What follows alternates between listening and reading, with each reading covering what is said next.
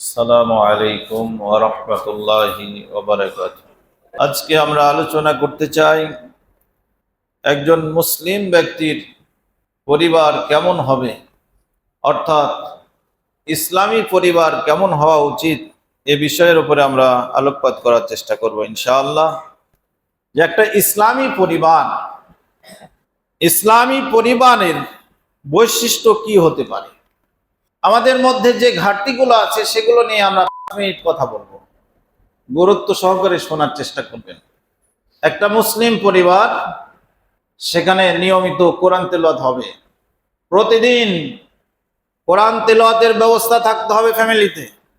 আপনি করবেন, আপনার স্ত্রী করবে, আপনার সন্তানরা করবে। কোরআনের সুর বাড়ি থেকে বের হয় না, হিন্দি গানের আওয়াজ বের হয়, ইংরেজি গানের সুর শুনতে পায়, কোরআনের সুর পাওয়া যায় না মুসলমানের ঘরে। এটা কি করে মুসলিম পরিবার হয়? অথচ রাসূল করিম সাল্লাল্লাহু আলাইহি সাল্লাম বলছেন, যখন কোরআন তেলাওয়াত করা হয় ওই জায়গাটাই নাযালাত আলাইহিমুস সাকিনা, যারা যারা থাকে সবার উপরে আল্লাহর পক্ষ থেকে শান্তি নাজিল হতে থাকে। গাশিয়াতহুমুর রাহমা, আল্লাহ রহমতের চাদর দিয়ে ঢেকে নেন। হাফাতহুমুল মালাইকা, আল্লাহ রহমতের ফেরেশতারা চারিদিক থেকে ঘিরে থাকে, বেষ্টন করে থাকে। ওয়াযাকারাহুমুল্লাহু ফী মান ইনদা, আল্লাহ রাব্বুল আলামিন আর শাহিন থেকে আশপাশের ফেরেশতাদেরকে বলতে থাকেন, দেখো আমার বান্দারা কোরআন তেলাওয়াত করছে। গর্ব করে বলেন, উসাইদ বিন হুযাইর ফজরের পূর্বে তাহাজ্জুদের সময় কোরআন তেলাওয়াত করছেন, পাশে ঘোড়া বাঁধা আছে, তার পাশে তার ছোট্ট শিশু ইয়াহইয়া নামে শিশু সন্তানকে শোয়ানো আছে, ঘুমাচ্ছে ঘোড়ার পাশে একটু দূরে। তিনি কোরআন তেলাওয়াত করছেন, হঠাৎ করে ঘোড়ার লাফালাফি শুরু হয়ে গেছে। সহিহ বুখারীর হাদিস। তিনি যত কোরআন তেলাওয়াত করছেন ঘোড়া তত লাফালাফি করে। কোরআন তেলাওয়াত থামিয়ে দিলেন, ঘোড়ার লাফালাফি বন্ধ হয়ে গেল, লাফঝাপ বন্ধ হয়ে গেল। আবার কোরআন তেলাওয়াত শুরু করলেন, আবারও লাফঝাপ শুরু হয়ে গেল। তিনি ঘটনা বুঝতে পারলেন না, বাড়ির বাইরে বের হলেন, আকাশের দিকে তাকাচ্ছেন, কি কোনো ঘটনা আছে নাকি। তো দেখে অনেকগুলো প্রদীপ তার বাড়ির ছাদের উপর থেকে উপর দিকে আকাশের দিকে উঠে যাচ্ছে। ফজর হলো, আল্লাহ নবী সাল্লাল্লাহু আলাইহি সাল্লামের কাছে এসে ঘটনাটা বললেন, হে আল্লাহ রাসূল সাল্লাল্লাহু আলাইহি সাল্লাম, আজকে আমার বাড়িতে এই ঘটনা ঘটেছে। বলে, উসাইদ, তুমি যে কোরআন তেলাওয়াত করছিলে, তোমার কোরআন তেলাওয়াত শোনার জন্য রহমতের ফেরেশতারা তোমার বাড়ির ছাদে নেমে এসেছে। তুমি যদি তেলাওয়াত করতেই থাকতে ফজর পর্যন্ত, সকাল পর্যন্ত, তারা থেকে যেত। সুবহানাল্লাহ। আজকে আমরা কোরআনের এই মর্যাদা, এই বরকত কয়জন আশা করছি, কয়জন করছি? একটা হরফ পড়লে 10টা নেকি পাওয়া যায়। ফেরাউন নিকৃষ্ট ব্যক্তি, ফেরাউনের 4টা হরফ আছে, 5টা হরফ আছে। ওই ফেরাউন উচ্চারণ কোরআনের মধ্যে পড়তে পড়তে করলেও 10, 5 10 50 নেকি পাওয়া যায়। এই হলো কোরআন। আজকে মুসলিম ফ্যামিলিতে আপনার কোরআন তেলাওয়াত হয় না কেন? আপনার সন্তান ইংরেজি বলছে সুন্দর, কোরআন পড়তে পারে না কেন? কোথায় আছেন আপনি?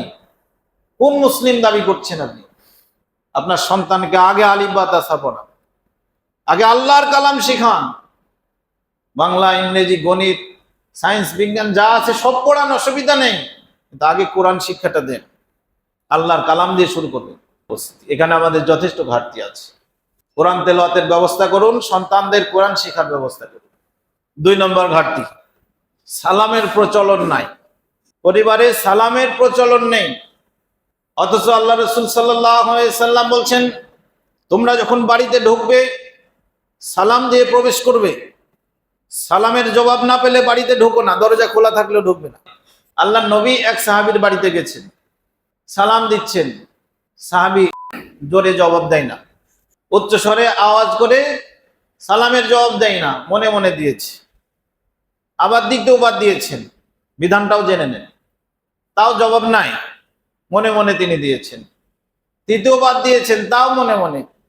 আল্লাহ নবী ওই বাড়ি থেকে ফিরে আসছেন, সাহাবী বুঝতে পেরেছেন আল্লাহ নবী চলে যাচ্ছেন, দৌড় দিয়ে পিছ পিছ এসে বলেন, ইয়া রাসূলুল্লাহ, আমি তো বাড়িতে আছি। তুমি বাড়িতে আছো, সালামের জবাব দাও না কেন? বলে, আল্লাহ রাসূল সাল্লাল্লাহু আলাইহি সাল্লাম, আপনি সালাম দিচ্ছেন, আমি যদি প্রথমবারই জবাব দিয়ে দিতাম তাহলে দ্বিতীয় আর তৃতীয় সালামটা আমি পেতাম না। কি আশা তাদের। সালামের জবাব না পেলে ঢুকতে নিষেধ করা হয়েছে। অপরিচিত লোক, পরিচিত লোক যে দরজা খুলবে, আপনার স্ত্রী খুলেছে সালাম দেন, আপনার ছেলে, ছোট ছেলে সালাম দেন। আমরা স্ত্রীকে সালাম দিতে লজ্জা করি, ছেলেকে সালাম দিতে লজ্জা করি, ভাইকে সালাম দিতে লজ্জা করি, মাকে সালাম দিতে লজ্জা করি।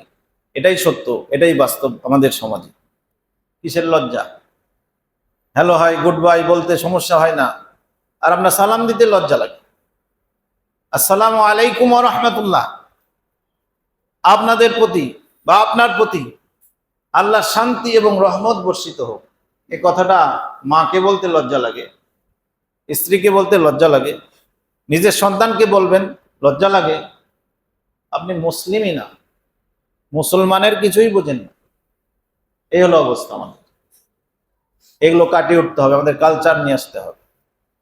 অথচ আল্লাহ রাসূল সাল্লাল্লাহু আলাইহি সাল্লাম বলছেন, বাড়িতে ঢোকার সময় যে ব্যক্তি সালাম দিল না, শয়তান তার সাথে সাথে যায়, সালাম না দিলেই তার সাথে সাথে বাড়িতে ঢুকে যায়। আর একাই ঢোকে না, তার সাঙ্গপাঙ্গ যারা আছে তাদেরকে ডাকে যে তোমরা আসো, এই বাড়িতে ঢোকার সুযোগ হয়েছে, এই বাড়িতে সালাম হয়নি, তোমরা আমার সাথে প্রবেশ করো। এবার লোকটা যখন খেতে বসলো, খাওয়ার সময় বিসমিল্লাহ বলল না, তখন শয়তান তার সাঙ্গপাঙ্গকে ডেকে বলে আসো, খাওয়ারও ব্যবস্থা হয়েছে, আজকের রাত এখানেই থাকবো, এখানেই খাবো। শয়তান আপনার বাড়িতে অবস্থান করবে আর শান্তি কামনা করবেন হুজুরের কাছে। যে হুজুরের কাছে যেমন হুজুর দোয়া করেন, 5 খতম দেন, 10 খতম দেন, 14 খতম, 1000 খতম দিয়ে লাভ নেই। ওই খতম দিয়ে আপনি খতম দেওয়াবেন হাফেজ সাহেবদেরকে নিয়ে যে ভাড়া করে, এই খতমের কোনো দাম নাই। খতম আপনাকে করতে হবে, আপনার ছেলে করবে, আপনার মেয়ে করবে, আপনার স্ত্রী করবে। কিসের খতম? মারা গেছে এতদিন কোরআন তেলাওয়াত নাই, মাইয়েদের চতুর্দিকে 10 জন হাফেজকে বসিয়ে দিয়ে যে বেদাত করা হচ্ছে আমাদের সমাজে, এই বেদাতের জবাব দিতে পারবেন না। কোরআন খতম আপনাকে করতে হবে, আপনি বেশি বেশি কোরআন করেন। আমরা এক শ্রেণীর হুজুর আছি, এগুলো দাওয়াত পাওয়ার জন্য মহাব্যস্ত থাকি। কোথায় দাওয়াত পাবো, দাওয়াত পেলে কিভাবে যাব, এগুলো বাদ দেন, এগুলো বেদাতি কর্মকাণ্ড। আমাদের পরিবারে সালামের প্রচলন করতে হবে। খাওয়ার সময় বেশ কিছু ইসলামিক নীতিমালা আছে, সেগুলো পালন হয় না। আসলে অনেক বড় বিষয়, শর্টকাটে বলতে হচ্ছে, পরবর্তীতে বাকি অংশ বলবো ইনশাআল্লাহ। বড় বড় বিষয় আমাদের আংশিকভাবেই শুনতে হবে। জুমার খুতবায় কখনো বড় আলোচনা শোনা যায় না। যে পর্যন্ত শুনলেন এগুলো আমলে নিয়ে আসেন। শুনবেন, কান দিয়ে বের করে দিবেন, এটা কাজে লাগবে না, এটা মুমিনের কাজ নয়। মুমিনের কাজ হলো শুনবে, ঈমান বেড়ে যাবে, আমল বেড়ে যাবে। শুনবে, ঈমান বেড়ে যাবে, আমল বেড়ে যাবে, এটা মুমিনের কাজ। মুমিনরা বলে ক্বালু সামি'না ওয়া আতা'না, আমরা শুনলাম, আল্লাহর বিধান মেনে নিলাম, কিন্তু কখন একটু পরে এগুলো মুমিনের কথা নয়। আল্লাহ রাব্বুল আলামিন আমাদেরকে প্রত্যেককে, মনে কষ্ট নেবেন না, কথাগুলো খুব শক্তভাবে বলার চেষ্টা করেছি, আপনাদেরকে এগুলো মানতে হবে, নাহলে ক্ষতিগ্রস্ত হয়ে যাবে। ইহকালে ক্ষতিগ্রস্ত হবেন, পরকালেও হবে। আল্লাহ রাব্বুল আলামিন আমাদেরকে মুসলিম ফ্যামিলি গঠন করার তৌফিক দান করেন, আমিন।